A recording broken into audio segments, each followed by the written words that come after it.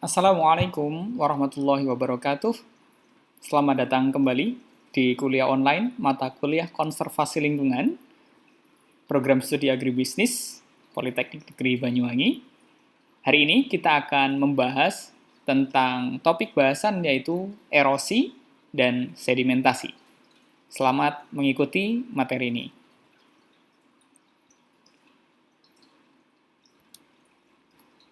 Erosi adalah peristiwa pengikisan.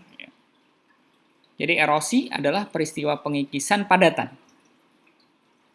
akibat transportasi air, angin, ataupun es.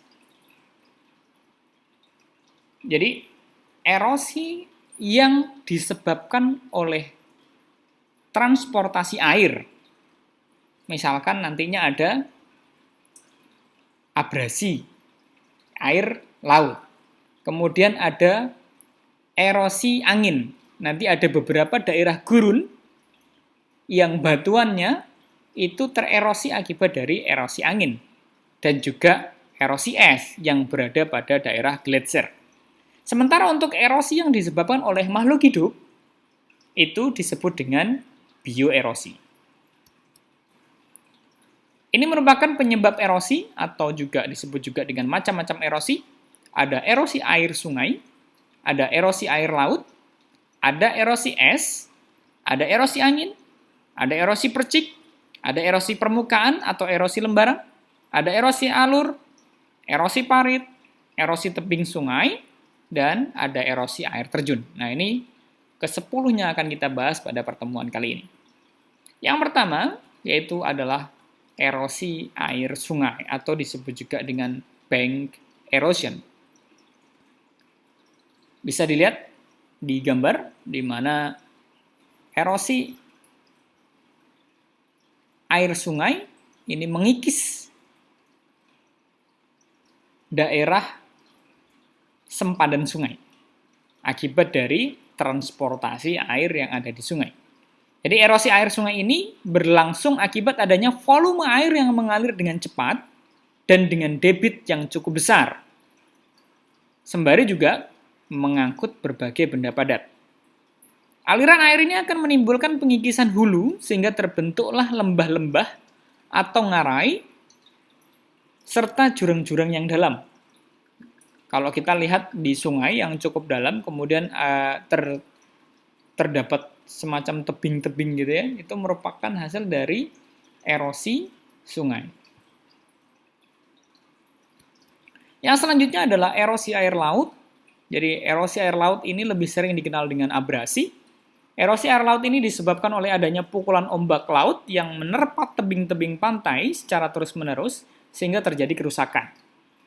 Nah, perusakan tebing-tebing pantai ini yang disebut dengan abrasi atau juga disebut dengan erosi marin atau marine erosions. Ini contohnya bisa dilihat di slide di mana sampai kemudian jalan yang ada di pinggir pantai ini juga terabrasi oleh air laut. Ya mungkin nanti silakan dicantumkan di kolom komentar daerah mana saja yang terutama di Banyuwangi yang masih terabrasi oleh air laut ini. Karena kita tahu bahwa Banyuwangi dikelilingi garis pantai yang cukup panjang, mulai dari Meru Betiri sampai juga perbatasan di Baluran National Park. Yang selanjutnya ada erosi es atau gletser. Es yang dimaksud di sini lebih sering dikenal sebagai gletser. Erosi es ini terjadi ketika tumpukan es bergerak secara perlahan ke bawah, kemudian mengikis lembah-lembah yang ada di pegunungan. Jadi kalau dilihat di gambar bawah, itu aliran air es yang di bawah itu mengikis tebing es. Sehingga kayak semacam ada ceruk. Sehingga nanti pada akhirnya tebing es ini akan longsor. Jadi itulah proses dari erosi es. Nah, adanya arus es yang mengalir ini disebut sebagai gletser. Erosi angin atau disebut juga dengan korasi. Erosi yang terjadi oleh angin ini juga disebut dengan korasi. Proses erosi yang diakibatkan angin ini banyak terjadi di wilayah yang agak kering, seperti di wilayah gurun pasir. Itu bisa dilihat ya, sampai seperti itu kondisi bebatuannya.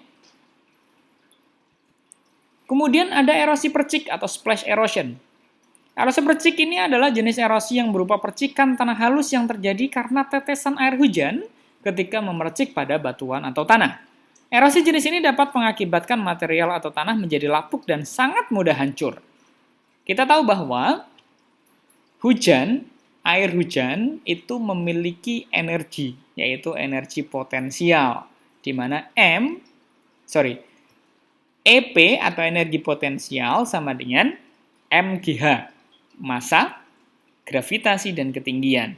Mana air hujan itu kan berasal dari tempat yang tinggi, kemudian dia memercik atau menghantam kondisi tanah yang ada di atas permukaan, kemudian partikel-partikel tanah tersebut akan terkikis oleh energi potensial yang dihasilkan dari hujan atau percikan. Kemudian ada erosi permukaan, itu disebut dengan erosi lembaran, yaitu sheet erosion.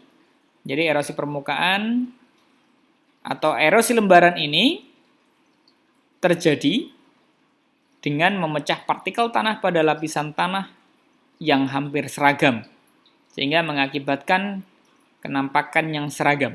Ya. Erosi ini terjadi ketika pada lapisan tanah yang paling atas itu hilang, atau topsoil-nya itu hilang.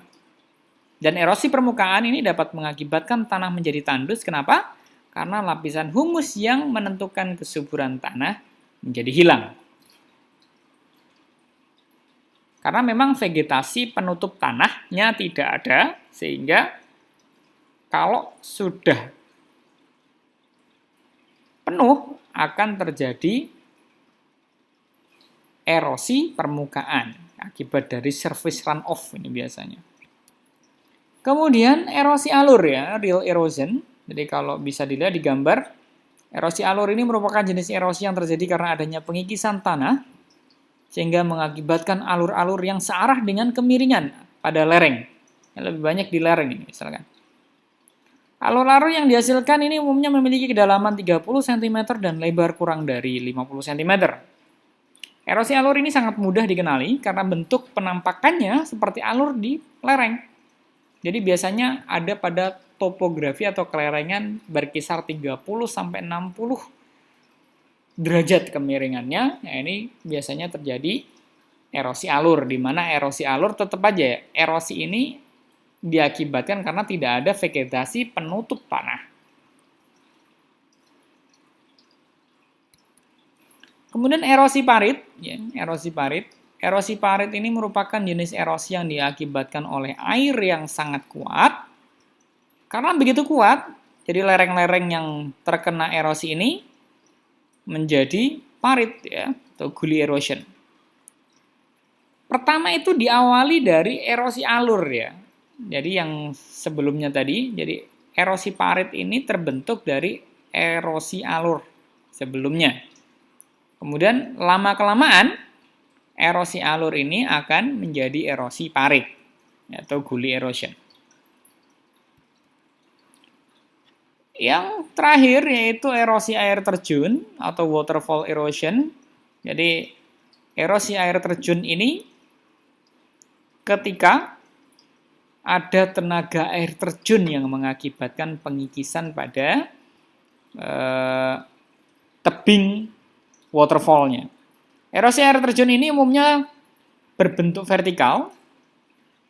Sedangkan untuk posisi atau letak air terjun tersebut, sedikit demi sedikit akan bergerak ke belakang, ke arah hulu, kemudian akan terjadi longsor.